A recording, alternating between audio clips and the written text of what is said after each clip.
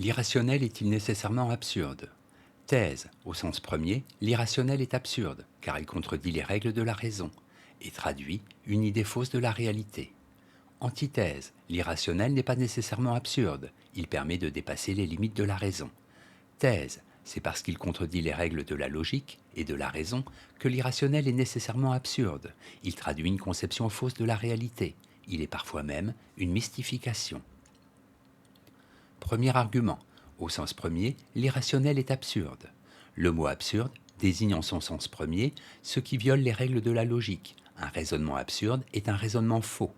L'irrationnel est absurde parce que justement, il contredit l'exigence de l'homme de comprendre les choses par la raison, de croire que le réel a un sens et est susceptible de recevoir une explication.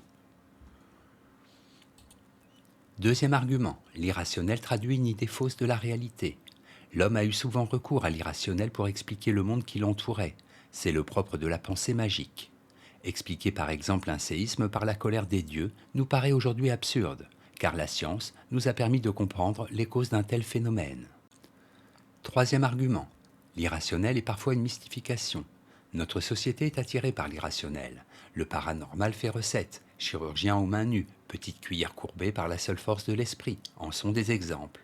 Des illusionnistes célèbres, comme Majax en France ou James Randi aux États-Unis, ont démontré que tout cela relevait de la mystification. En bref, l'irrationnel est absurde, il ne respecte pas les règles logiques qui dirigent la pensée. Il traduit une idée fausse de la réalité. L'irrationnel n'est pas nécessairement absurde.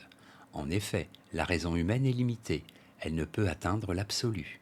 L'irrationnel nous permet de dépasser les limites et d'accéder à d'autres réalités. Il peut avoir un sens et n'est pas forcément absurde.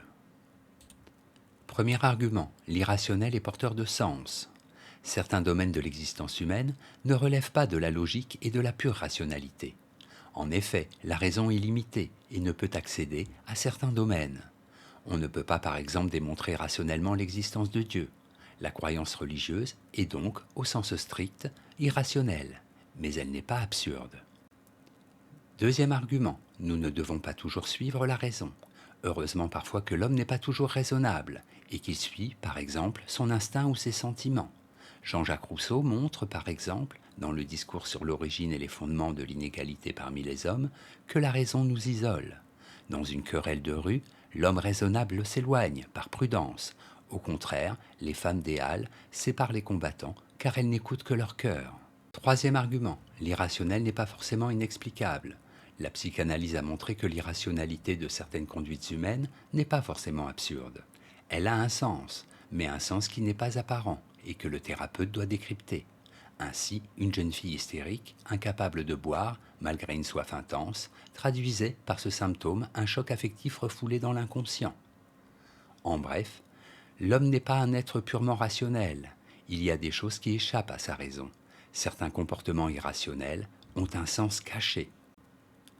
Synthèse. Au sens premier, l'irrationnel est absurde, car il contredit les règles de la raison et il est souvent contraire à la réalité.